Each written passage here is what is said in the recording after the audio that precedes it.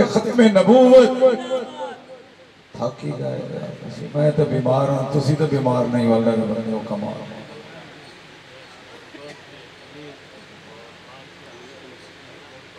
Supreme court bar کے بھی ہمارے ذمہ دار ہیں اور ہمارے بہت بڑے مہربان ہیں ختم نبوت کے وکیل ہیں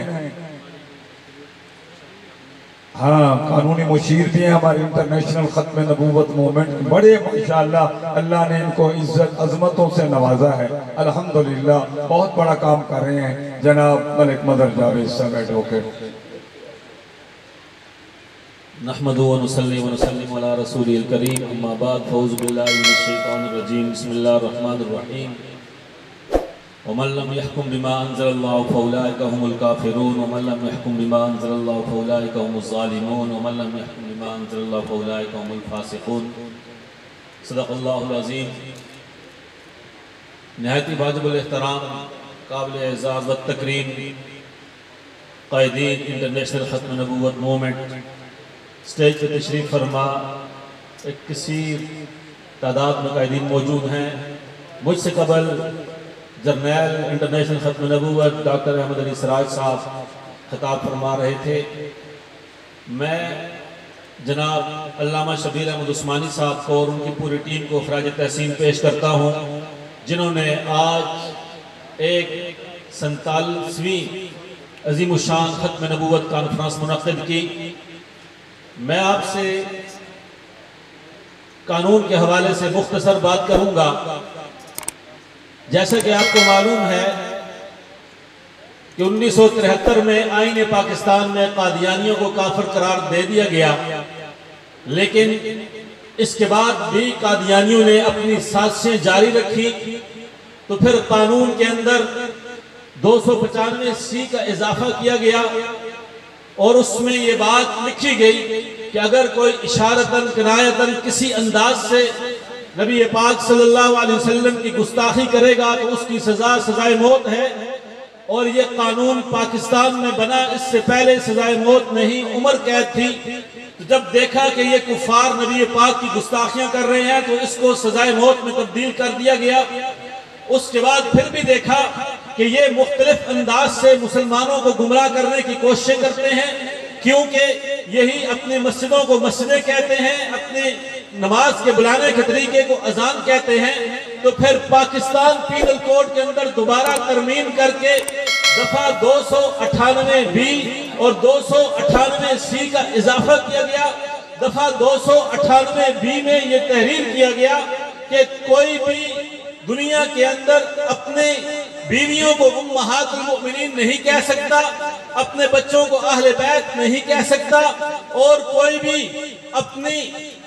نماز پڑھنے والی جگہ کو مسجد نہیں کہہ سکتا نماز کے بلانے کے طریقے کو اذان نہیں کہہ سکتا اور 298 سی میں یہ لکھا گیا کوئی بھی قادیانی اپنے مذہب کی تبلیغ نہیں کر سکتا آج ہمیں اس بات پہ پیرا دینا ہے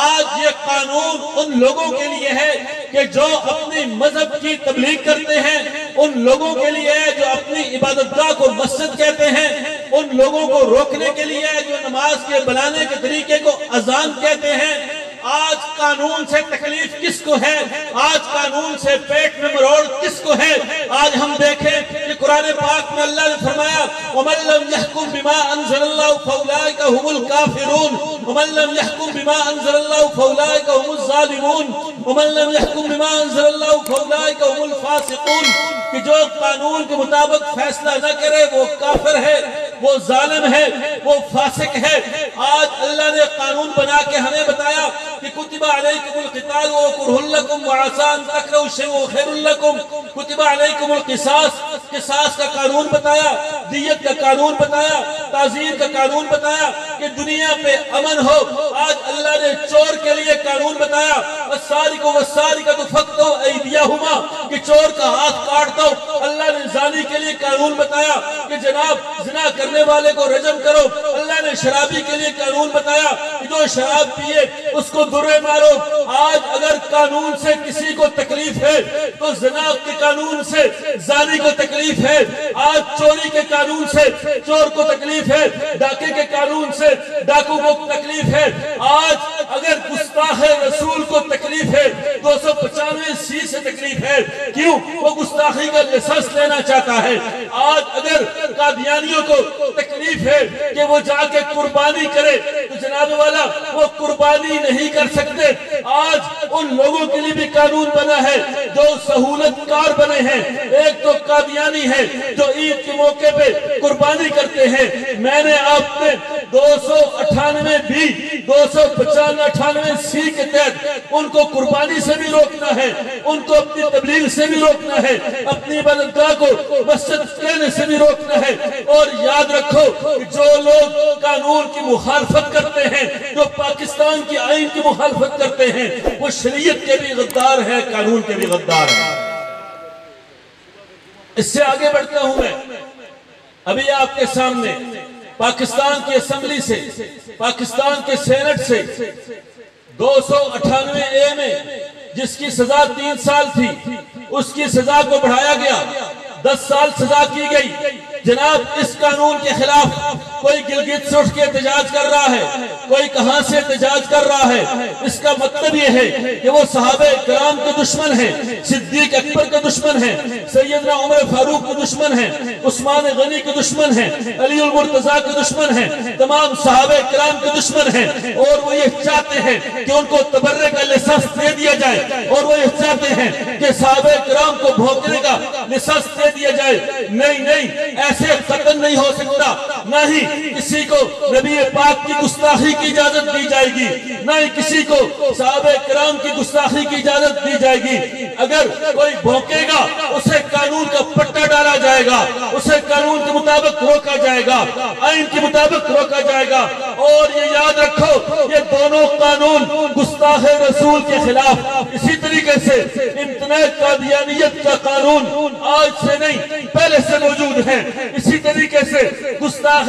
صحابہ کے خلاف قانون پہلے سے موجود ہے. امہات المومنین کی گستاخ کے خلاف قانون پہلے سے موجود ہے. آل بیت کی گستاخ کے خلاف قانون پہلے سے موجود ہے, اور باقاعدہ اسمبلی سے پاس ہو چکا ہے. آج صرف اس قانون میں 10 سال کا اضافہ کیا گیا. کیوں؟ جب کسی مریض کو آرام نہ آ رہا ہو تو اس کو اینٹی بائیوٹک میں اضافہ کیا جاتا ہے تاکہ اس کی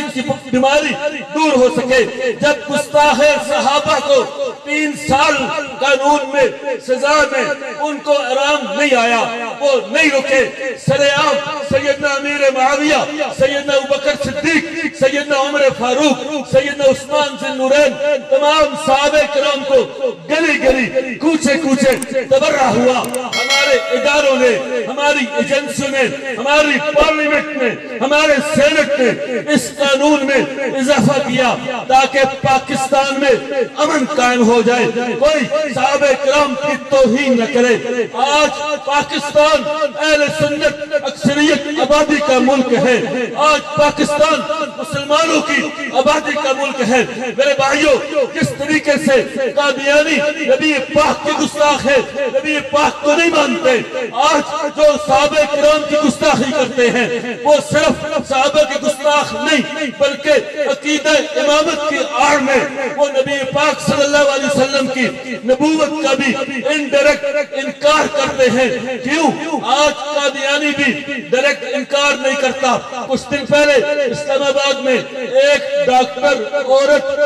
قادیانی میرے پاس آئی, اس نے سوالات کیے, ہم نے اس سے جوابات دیے. آج کوئی قادیانی بھی اپنے پیروکاروں کو سر عام یہ نہیں کہتا کہ تم قادیانی کو نبی مانو. آج وہ یہ کہتے ہیں کہ تم اس کو یہ مانو, ایک مربی کی شکل میں مان لو. ہاں یہ ہے کہ وہ قادیانی کو یہ مانتے ہیں, فرشتے اس پہ آتے ہیں, گئی اس پہ آتی ہے. اسی طریقے سے میں نے ایک قادیانی کے خلاف کیس لیا جو ربوے کا رہنے والا ہے, جماعت احمدیہ حقیقی کا بانی ہے. اس نے سر عام نبوت کا دعویٰ نہیں کیا, چیٹنگ کی, فراڈ کیا, دھوکہ دیا, بے ایمانی کی. اس نے یہ کہا کہ جناب کہ میں نبی پاک کو بھی مانتا ہوں, ساتھ میرا عقیدہ یہ بھی ہے کہ میرے اوپر وحی آتی ہے, میرے اوپر فرشتے آتے ہیں. تو اس طریقے سے ہم نے جج کو کہا کہ جج صاحب, جب جس نے مان لیا کہ میرے اوپر وحی آتی ہے, فرشتے فرشتے آتے ہیں،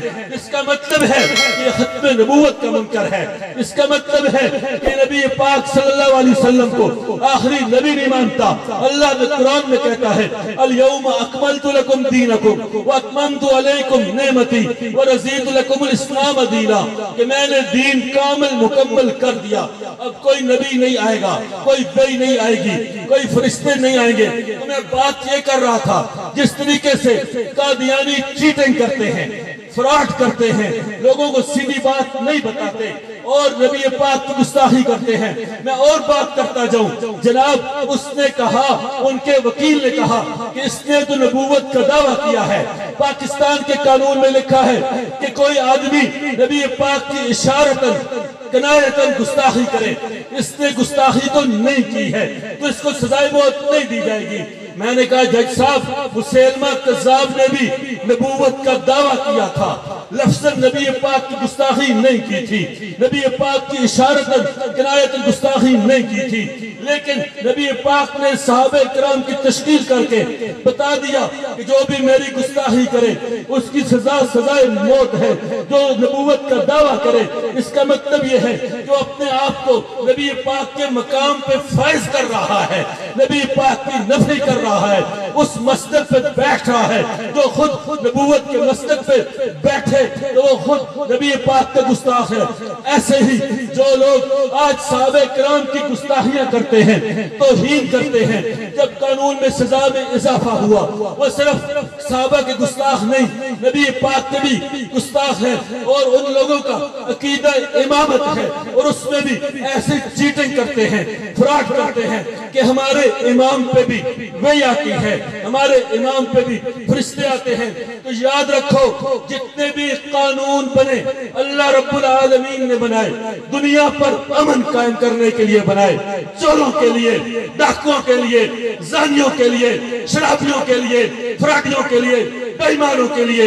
اور ان قوانین کو عمل درآمد نبی پاک نے اپنی زندگی میں کرایا، صحابہ کرام نے اپنی زندگی میں، خلفائے راشدین نے اپنی زندگی میں عمل درآمد کرایا۔ آج ہمارے اداروں نے جو بھی قوانین بنائے ہیں گستاخ رسول کے خلاف ہو، قادیانیوں کے خلاف ہو، ہم نے قادیانیوں کو کہیں بھی تبلیغ نہیں کرنے دینی، تبلیغ کی ہم درخواست دیں گے، ہم نے قادیانیوں کو قربانی نہیں کرنے دینی، کریں گے، ہم مقدمہ قائم کریں گے، ہم نے قادیانیوں کو مسجد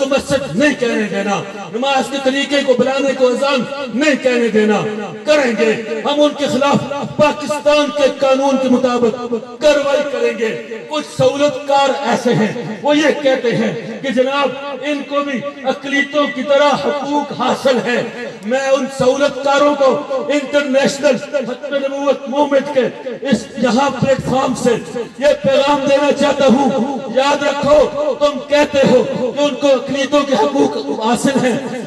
تم سے پہلے پوچھو کیا وہ اپنے آپ کو اقلیت مانتے ہیں؟ ہندو اپنے آپ کو اقلیت مانتا ہے، عیسائی اپنے آپ کو اقلیت مانتا ہے، یہودی اپنے آپ کو اقلیت مانتا ہے، قادیانی اپنے آپ کو اقلیت نہیں مانتا، قادیانی اپنے آپ کو مسلم کہتا ہے، ہندو مسلم نہیں کہتا، عیسائی مسلم نہیں کہتا، یہودی مسلم نہیں کہتا، قادیانی مسلم کہتا ہے، اپنے آپ کو اقلیت نہیں مانتا، آئین کو نہیں مانتا۔ جب وہ نہیں مانتے تم ان کے کیوں سفیر بنے ہوئے ہو؟ یاد رکھو جس طریقے سے پاکستان میں دہشت گردوں کے خلاف قانون ہے، سہولت کاروں کے خلاف بھی قانون ہے۔ آج اگر تم ان کے سہولت کار بنو گے تو ہم سمجھیں گے کہ تمہارے ذہن میں بھی ان کے ساتھ کوئی نرمی ہے، پیار ہے، محبت ہے، ہم سمجھنے میں مجبور ہوں گے۔ یاد رکھو کہ اگر تم نے اپنے آپ کو نبی پاک صلی اللہ علیہ وسلم کا شفاعت کا مستحق ٹھہرانا ہے تو یہ سہولت کاری چھوڑ دو، سچے پکے مسلمان بن جاؤ، کھڑے ہو جاؤ۔ اور ہم اپنے اداروں کو بھی یہ پیغام دینا چاہتے ہیں کہ آپ نے جو بھی قانون بنایا ہم اس قانون کی پاسداری کریں گے، کندھے کے ساتھ کندھا ملا کے کھڑے ہوں گے، اور کسی کو بھی پاکستان میں بد امنی نہیں پھیلانے دیں گے، نہ نبی پاک کی گستاخی کرنے دیں گے، نہ صحابہ کرام کی گستاخی کرنے دیں گے۔ ایسے ہے یا نہیں ہے؟ ہاتھ کھڑا کر کے کہیں کسی کو نبی پاک کی گستاخی نہیں کرنے دیں گے، صحابہ کرام کی گستاخی نہیں کرنے دیں گے، آل بیت اعظام کی گستاخی نہیں کرنے دیں گے، امہات المؤمنین کی گستاخی نہیں کرنے دیں گے۔ وآخر دعوانا الحمدللہ۔ ماشاءاللہ ماشاءاللہ۔